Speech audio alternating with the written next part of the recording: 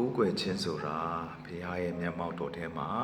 အနာယူခြင်းပဲဖြစ်ပါတယ်။နော်လောကရဲ့ပူပန်ခြင်းတွေစိုးရိမ်တောကတွေငိုကြွေးခြင်းဝမ်းနည်းခြင်းအရာအားလုံးကိုထားခဲ့ပြီးတော့ဘုရားနဲ့အချိန်ယူခြင်းကထိုအခြေအနေတွေထက်ကနေအနာရစီတာပဲဖြစ်ပါတယ်။ဒီနေ့သင်မောပန်းနေလားတခြားနေရာကိုမတော်ပါနဲ့ဘုရားရဲ့မျက်မှောက်တော်ထဲမှာအနာယူပါထိုမျက်မှောက်တော်ကသင်ရဲ့မောပန်းသမျှအရာအလုံးကိုပြန်လည်ခွန်အားဖြည့်ပေးပါလိမ့်မယ်ဒီနေ့သခင်ယေရှုကလည်းဒီနေ့ကျွန်တော်တို့ကိုဖိတ်ခေါ်နေပါတယ်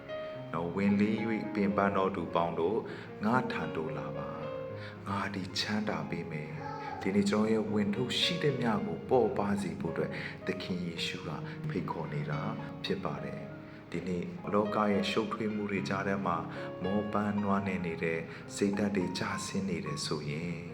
တခြားနေရာကိုမတွားပါနဲ့သခင်ယေရှုစီကိုလာပါနော်သခင်ယေရှုကသင်ရဲ့ဝင်ထုတ်ရှိတဲ့မြကိုပေါ်ပါစေပါလိမ့်မယ်အာမင်ဒါကြောင့်သင်ရဲ့ကိုးကွယ်ခြင်းကလောကရဲ့ပူပန်ခြင်းတွေထဲကနေသင်ကိုအနာရစေလိမ့်မယ်ထိုအနာရခြင်းကသင်ရဲ့အသက်တာကိုပေါ်ပါစေပါလိမ့်မယ်ပေါ်ပါခြင်းကတင့်ကိုအားရင်အတင့်နဲ့ပြန်လဲလန်းဆန်းပြေဝလာစေပါလိမ့်မယ်။တင်မောပါနေတယ်ဆိုရင်ဖခင်ရဲ့မျက်မှောက်တော်ထဲမှာအနာယူပါအရှုံးတော့မပေးပါနဲ့